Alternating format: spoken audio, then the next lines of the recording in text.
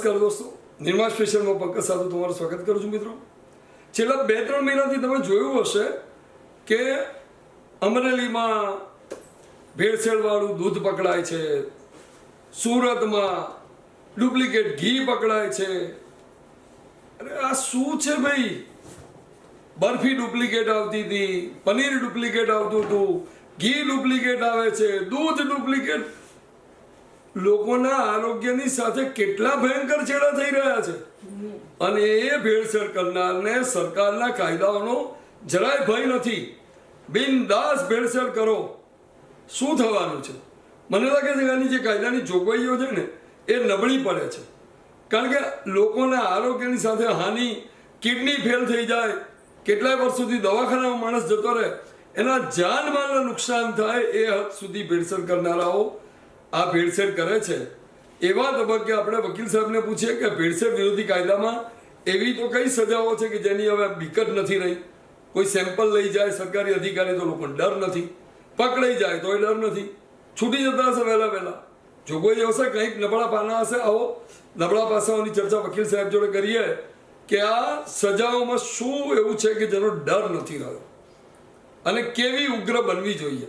આવો વકીલ સાહેબને મળીએ. આ એફએસએસ એક્ટ 2006 છે. એની અંદર કઈ ટાઈપનું કૃત્ય છે એના આધારે અલગ અલગ પેનલ્ટી અને સજા નક્કી કરવામાં આવી છે. હવે એમાં કલમ 51 થી 61ની અંદર સજાઓની જોગવાઈ છે. એમાં જો કોઈ વ્યક્તિ મિસ બ્રાન્ડિંગ કરે તો એના માટે 3 લાખ સુધીનો દંડ થઈ શકે.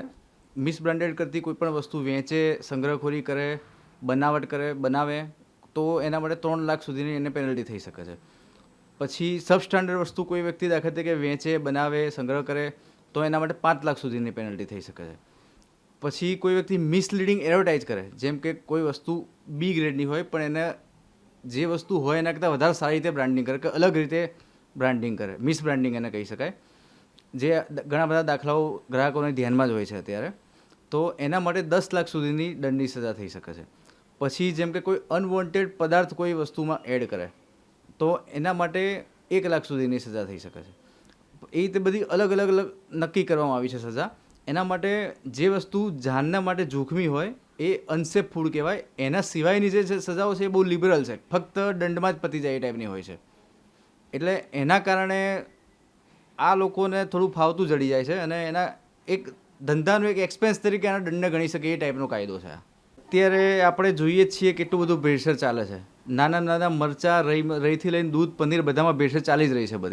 બધી ખોટી બ્રાન્ડિંગ કરીને લોકો, જેમ કે આપણે જોઈએ જ છે, સારી કંપનીના શૂઝ એ કંપનીને ના બનાવે સસ્તા ભાવે, એની કંપનીનો માર્કો લખીને વેચી નાખતા હોય છે સસ્તા ભાવે. કશું અટકતું હોય એવું જણાય આવતું નથી પબ્લિક માર્કેટમાં જોતા. અને જૂના કેટલા કેસ પેન્ડિંગ કહેવાય, ડે બાય ડે, વર્ષે દાડે કેસ વધવાનું પ્રમાણ. કે આ બધું જ્યારે એ લોકોનું એડલ્ટ્રેશન વધતું જાય છે તો પછી કેસો તો વધવાના જ છે. એમાં જે અલગ અલગ ટાઈપની કલમ 51 થી લઈને 61માં જેવ કૃત્ય એ પ્રમાણે પેનલ્ટી અને સજા નક્કી કરવામાં આવી છે. એમાં અનસેફ ફૂડ છે એ બાબતની સજા થોડીક જેલના લગતી ગંભીર બનાવવામાં આવી છે. પણ જે અનસેફ ફૂડ સિવાયના જે મિસ બ્રાન્ડિંગ હોય, મિસલીડિંગ એડવર્ટાઇઝ હોય, સબસ્ટાન્ડર્ડ વસ્તુ વેચે અને એ બધું કરે એના માટે ફક્ત પેનલ્ટીને લગતી સજા રાખવામાં આવી છે. એ મેક્સિમમ પેનલ્ટી જોઈએ તો 10 લાખ સુધીની છે. હવે દાખલા તરીકે કોઈ કંપની મિસલીડિંગ એડવર્ટાઇઝ કરીને કેટલો નફો કમાઈ શકે? કરોડો રૂપિયાનો નફો કમાઈ શકે. હવે એની સામે પેનલ્ટી માત્ર 10 લાખ છે તો એ એક બિઝનેસ એક્સપેન્સ તરીકે ગણી શકાય, કારણ કે એને કરોડો રૂપિયામાં ખોટી રીતે કમાઈને 10 લાખ ભરીને છૂટી જવાનું છે. જેવું એફએસએસઆઈએ જે પ્રમાણે કામ કરવું જોઈએ એ પ્રમાણે એ લોકો એક્શન બરાબર લેતા નથી. પહેલી વાત તો આમાં કાયદાને મજબૂત બનાવવાની જરૂર છે, સજાની ગ્રેવિટી વધારવાની જરૂર છે. જે ફક્ત પેનલ્ટીની સજા હોય તો નફાનો એક ભાગ જ આપવો છે ને, તો એમાં શું ડર? સબસિક્વન્ટ ઓફેન્સ માટે થોડી ગ્રેવ સજા છે, પરંતુ પહેલા જ ગુનામાં ગ્રેવ સજા હોવી જોઈએ. ત્વરિત થવું જોઈએ. અને જે દાખલા તરીકે એક જગ્યાએથી સેમ્પલમાં કંઈક ખોટું પકડાયું તો એનું લાયસન્સ જ રદ કરી નાખવું જોઈએ અને એનું જેટલી માલ વેચ્યો એ બધું માર્કેટમાંથી પાછો બોલાવી લેવું.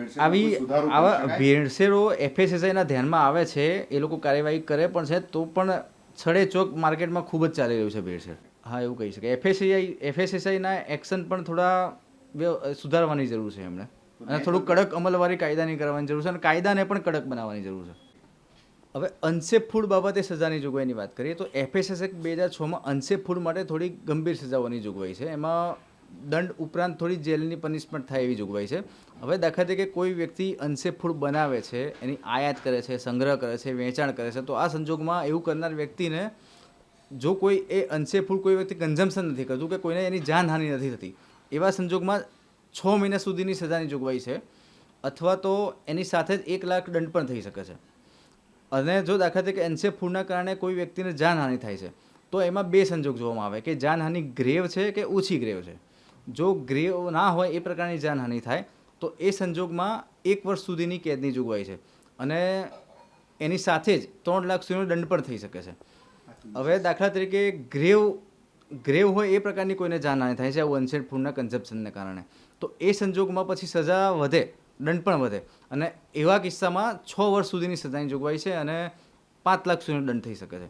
હવે દાખલા તરીકે કોઈ વ્યક્તિનું ડેથ થાય છે અનસેફ ફૂડના કન્ઝમ્પશનના કારણે, તો એ સંજોગમાં સજાની જોગવાઈ હજી વધે અને 7 વર્ષથી ઓછી નહીં અને લાઈફ ઇમ્પ્રિઝનમેન્ટ સુધી લંબાવી શકાય એવી સજાની જોગવાઈ અને સાથે 10 લાખ સુધીનો દંડ થઈ શકે એવી જોગવાઈ છે. તો અનસેફ ફૂડ બાબતે કહી શકાય કે થોડી ગ્રેવ સજાની જોગવાઈ છે. અને હવે પ્રજાજનોને પૂછીએ કે તમે લોકો છેલ્લા 2-3 મહિનાથી જુઓ છો કે ગુજરાતમાં અનેક શહેરોમાં ભેળસેળ કરનારા પકડાય છે અને એના કિસ્સાઓ આવે છે, પણ તમે જુઓ કે એક કિસ્સો એના 2 મહિના પછી, 3 મહિના પછી, 4 મહિના પછી, 6 મહિના પછી સળંગ એ બધું ચાલ્યા જ કરે છે. એનો મતલબ આ ભેળસેળ વિરોધી કાયદાઓનો કોઈ ડર ભેળસેળ કરવાને નથી રહ્યો. પ્રજાજન તરીકે તમે શું માનો છો?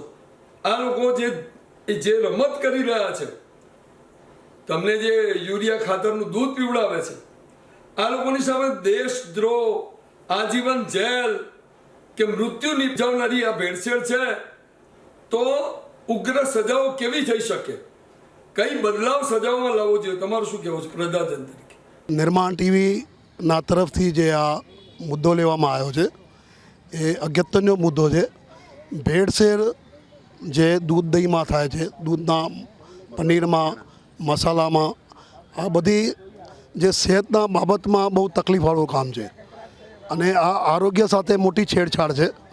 અને આ આરોગ્ય સંભાળવા માટે માણસ જમે છે, ખાય છે, પોતાની તાકાત લે છે, પણ આ જે રીત છે, આ જે તકલીફ છે બધાને, ભેળસેળની મેન, અનાજમાં ભેળસેળ, મસાલામાં ભેળસેળ, દૂધની આઈટમમાં ભેળસેળ, મીઠાઈઓમાં ભેળસેળ, તો આ મુદ્દો જે છે બહુ ખરાબમાં ખરાબ છે. અને એમાં જે આપણે સરકારશ્રીના તરફથી વિનંતી કરવામાં આવે છે કે આમાં જે તમારા વિભાગવાળા છે, જેનું આ વિભાગ લાગે છે, એને બધી જગ્યાએ ખાસ ધ્યાન રાખવું જોઈએ અને કાયદા જે છે એ કડક કરવા જોઈએ. જેટલા કડક કાયદા થશે એમાં જે બી વેપારીઓ જે છે, જે બનાવનારા છે, જે વેચનારા છે, બધા ધ્યાન રાખશે. એની સરકારશ્રીને મારા તરફથી નમ્ર વિનંતી છે. દિવસે દિવસે અત્યારે મસાલાની સિઝન આવી, દૂધ, મસાલા બધામાં ભેળસેળ કરે છે. હળદરમાં એ લોકો લાકડાનો ભૂકો નાખે છે, વલિયારીમાં બી એ લોકો ભેળસેળ કરે છે. કોઈ વસ્તુ બાકી નથી રહી. ઇવન બટર, ચીઝ એમાં બી ભેળસેળ કરે છે. અત્યારે બટર કોઈ બી દુકાનમાં જાઓ તો ભેળસેળિયું જુદું મળે છે, જેનો ભાવ ઓછો હોય છે અને મોટાભાગના 95% રેસ્ટોરન્ટવાળા વાપરે છે. હવે એના માટે ગવર્મેન્ટ કોઈ કડક પગલાં લેતી નથી અને આ વસ્તુ નહીં એક્શન લેવામાં આવે તો ક્યાં જઈને અટકશે ખબર નથી. લોકો બીમાર થતા જશે, કેન્સરની બી અસર થશે અને એનો કોઈ ગવર્મેન્ટે વિચાર જ નથી કર્યો. હર્ષ સંઘવી કે કોઈ પણ ગૃહ ખાતાનો પ્રધાન હોય એને ખરેખર આના માટે બહુ ચોકસાઈપૂર્વક પોલીસ તંત્રને કામે લગાડી અને એની ખરેખર વાસ્તવિકતા માટે એમને સજાગ રહેવું જોઈએ. અને નહીં રહે તો રોજ લોકો હોસ્પિટલમાં અને બીમારી વધતી જશે.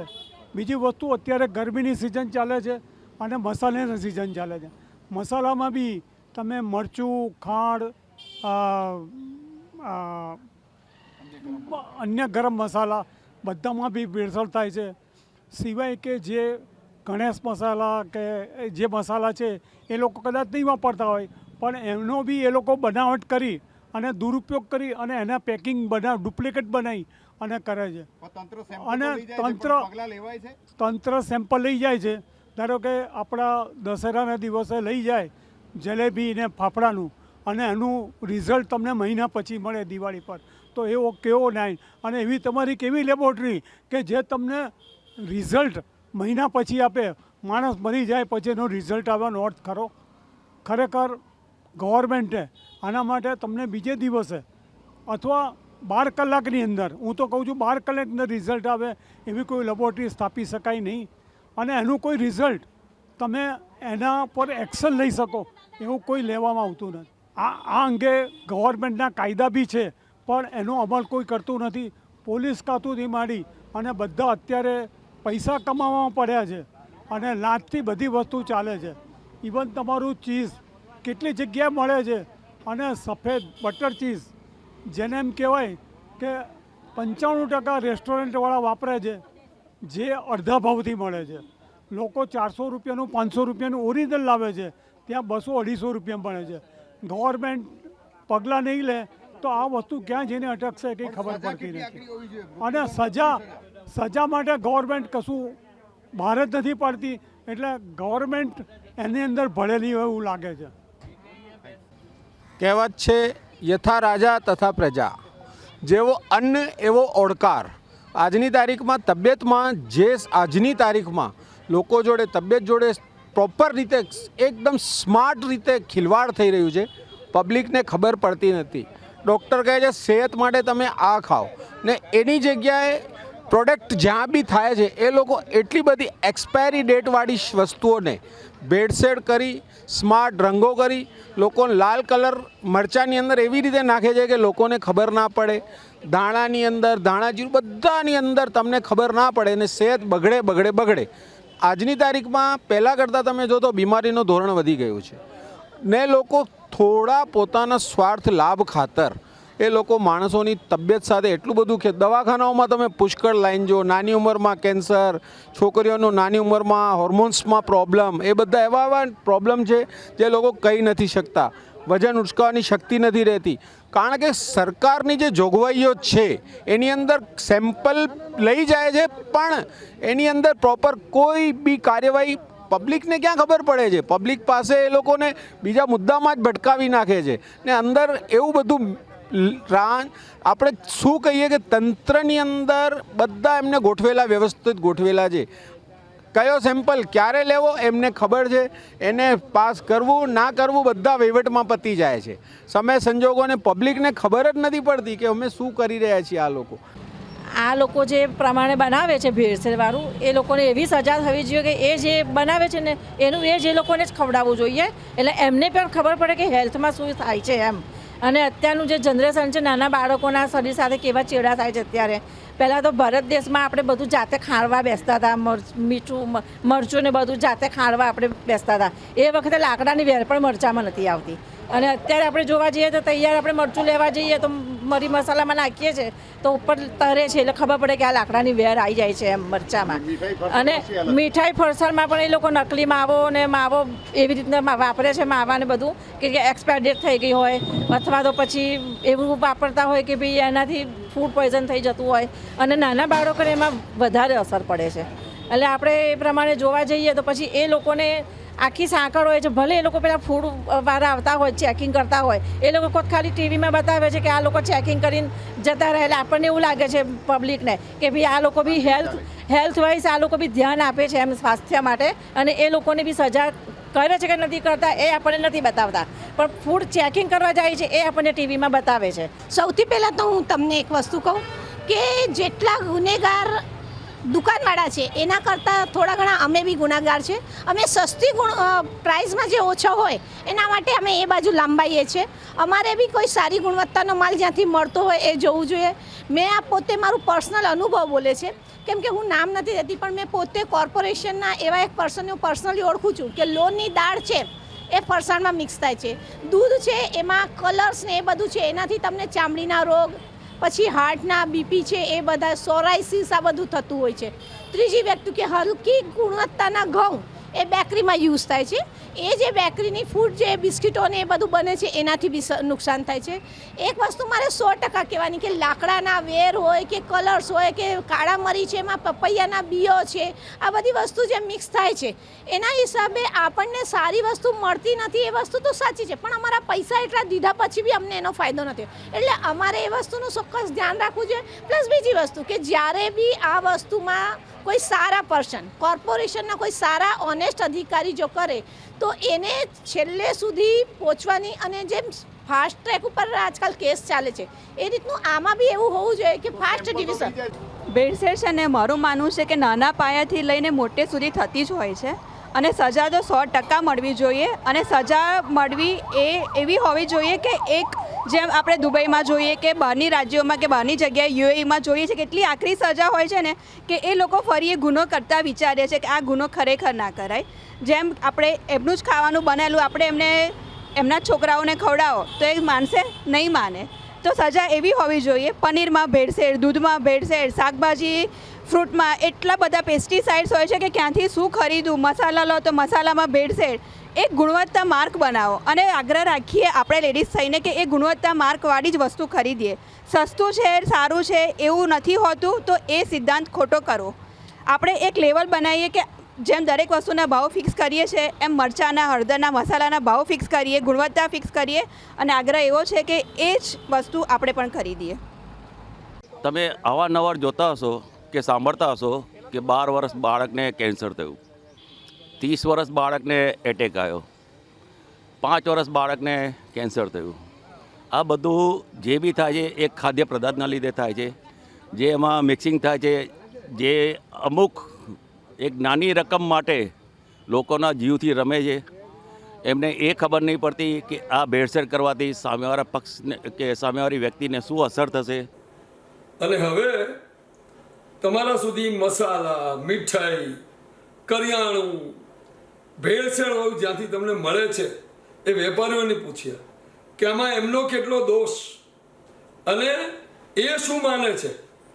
આવી ભેળસેળો જે લોકોના આરોગ્ય સાથે છેડા છે એમાં શું કરવું જોઈએ અને કોણ દોષી છે? તમારો સપ્લાયર, તમે, કોણ દોષી છે?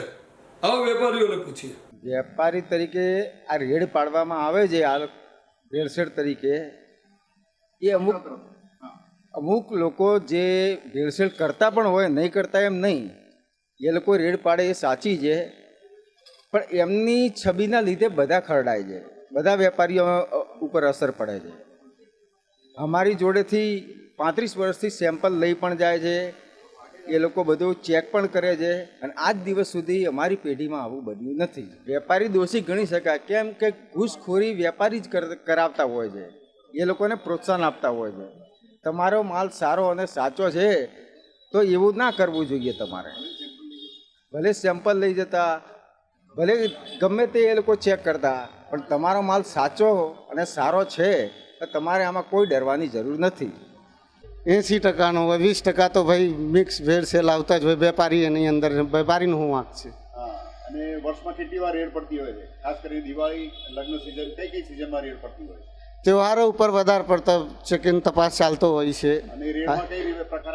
હા, સેમ્પલ મારા લોકોને ભરાય ને, માવાના ભરાય. એનો જવાબ આવતો હોય છે? એનો જવાબ 3 મહિને આવે. આપણ લોકોને કે હરેક વસ્તુને કે ચોખ્ખી રીતે વાપરવાનું, હરેક વસ્તુ સારી હોવા જોઈએ. વર્ષમાં તો ઘણી વાર આવતા હોય છે, 2 મહિને, 3 મહિને આવતા જ હોય છે લોકો. પહોંચ વગેરે આપવામાં આવે છે? હા, પહોંચ આપવામાં આવે છે. એમાં શું છે? સિમ્પલમાં જે છે કે લાડુ હે, ખાજાનું સિઝન આવે તો ખાજા હે, મીઠાઈનું હે, ફ્રૂટ કલરમાં આવે, માવો હોય, વ્યસન બી અમારા લોકો નમકીનમાં વ્યસન આવે, વ્યસનનો બી સેમ્પલ ભરાય. અને અંતમાં રાજકીય પક્ષના કાર્યકરને પૂછીએ કે ભેળસેળ માટેના આ ઘટનાઓ માટે શું સરકારની ઢીલ નીતિ જવાબદાર છે, કે પછી એક ખાતાઓનો ડર જ નથી રહ્યો, કે પછી પાછળથી વહીવટ કરીને લોકો છૂટી જાય છે? શું માનવું છે એમનું? અત્યારે આપણે જોઈએ તો ગુજરાત રાજ્યની અંદર નકલીનો એક આખો કારોબાર ચાલી રહ્યો છે. નકલી બિયારણ છે, નકલી વસ્તુઓ છે, નકલી મરચાંનો પાવડર છે, હળદર, ધાણા, જીરુંનો પાવડર છે, નકલી પનીર છે. આવી દરેક વસ્તુઓ જે છે એ માર્કેટની અંદર બેફામપણે જે છે એ વેચાઈ રહી છે, અને આની સામે સરકાર જે છે એ તદ્દન નિષ્ક્રિય છે.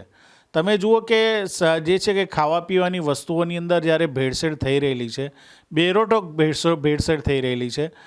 તમે જોશો કે નકલી પનીર જ્યારે મળી રહ્યું છે, નકલી વસ્તુઓ જે છે એ ખુલ્લેઆમ વેચાઈ રહી છે.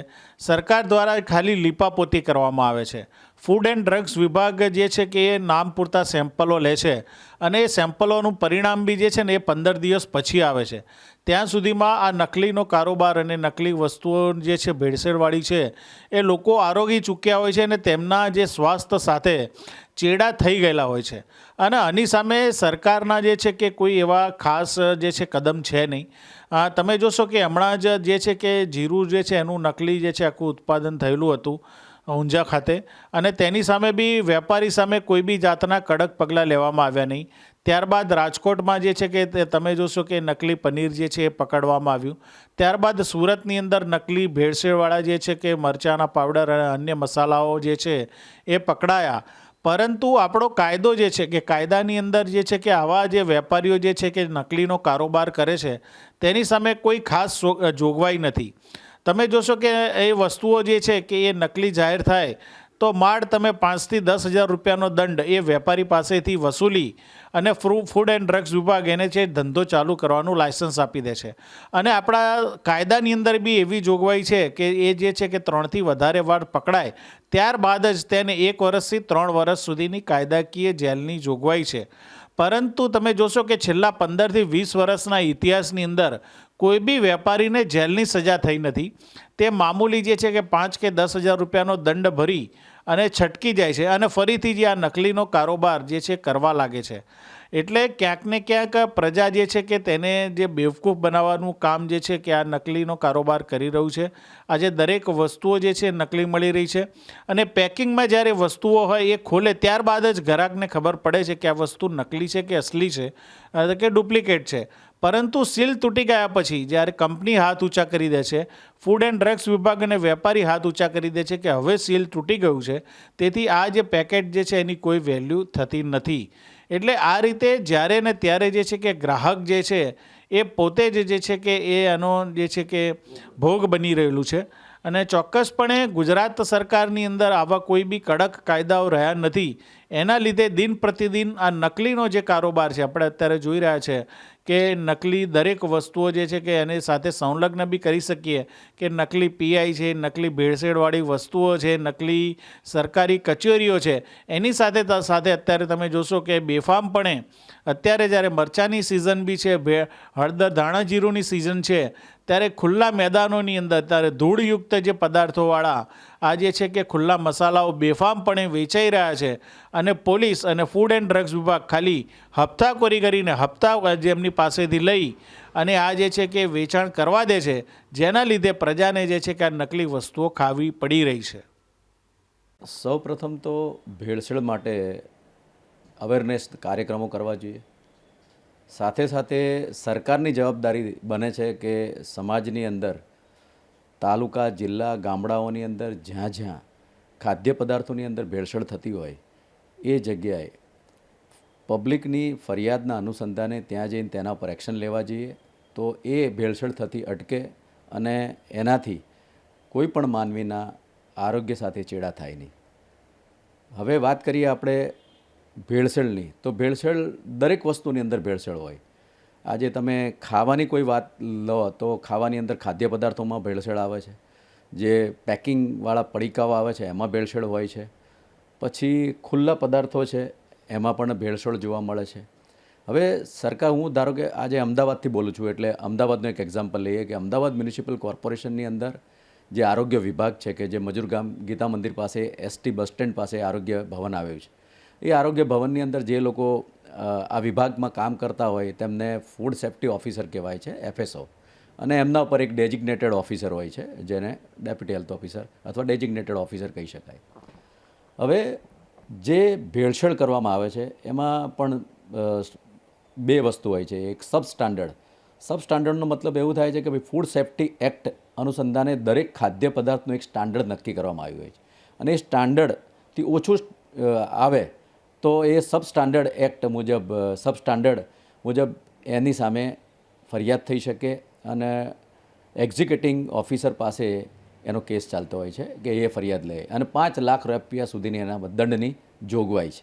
ભેળસેળ એક બહુ મોટો મુદ્દો બન્યો છે અને આ ભેળસેળના કારણે મોટી સમસ્યાઓ ઊભી થઈ છે અને જેના કારણે લોકોના આરોગ્ય અને લોકોના સ્વાસ્થ્ય પર બહુ માઠી અસર થઈ રહી છે. તમે જોશો કે હોટલોમાં, રેસ્ટોરન્ટોમાં જ્યાં જ્યાં આ રીતની ફૂડ માટેની રેડ થાય છે ભેળસેળ માટેની, ત્યારે સેમ્પલો લેવાય છે, સેમ્પલો લેવાઈને જાય છે, પણ સેમ્પલના પરિણામો કે એના રિઝલ્ટ 2-3 દિવસે આવે. એ પહેલાં તો એ જે હોટલમાં જમવાનું કે ખાવાનું કે નાસ્તા જે બી હોય એ ખવાઈ જતા હોય છે ને એની જે આડઅસર થવાની હોય છે એ લોકો ઉપર થઈ ગઈ હોય છે. એટલે સરકારે આના માટે બહુ પ્રોપરલી પગલાં લેવાની જગ્યાએ આ લોકો એ ધંધા કરી રહ્યા છે કે ખાલી હપ્તાખોરી અને ખંડણીખોરી જે રીતે હોય એ રીતે હપ્તા રેગ્યુલર આ લોકોના બાંધેલા હોય છે.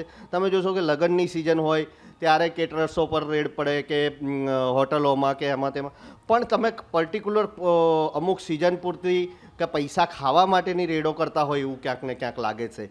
અને ભેળસેળની વાત તો જોઈએ તો ખોરાક, પણ તમે અનાજથી લઈને મરી, મસાલા, મરચું આ તે દરેક રોજિંદા જીવનની ખાદ્ય સામગ્રીઓમાં પુષ્કળ પ્રમાણમાં ભેળસેળ છે. દૂધ લઈ લો, પનીર લઈ લો, પનીરના મોટા પાયે જથ્થા પકડાય છે. હમણાં રિસન્ટલી તો એક કિસ્સો એવો આવ્યો હતો કે અમૂલ ઘી ગાયનું શુદ્ધ એનું પણ આખી ડુપ્લિકેટ ફેક્ટરી પકડાઈ હતી. અને એવી જ રીતે દૂધની જે કેમિકલથી બને છે એવા બી બહુ મસ્ત મોટા જથ્થા પકડાયેલા હોય છે. પરંતુ સરકાર આ બધું થવા છતાં આ ભેળસેળિયા માફિયાઓ પર કોઈ નક્કર પગલાં લેતી નથી. તો નિર્મા સ્પેશિયલમાં આ હતી વાત ભેળસેળની વધતી જતી ઘટનાઓ બાબતે કાયદાના કડક અમલની એના ભય પેદા કરવાની. ફરી મળીશું આવતા સપ્તાહે. ત્યાં સુધી મને પંકજ સાધુને રજા આપશો. આવજો.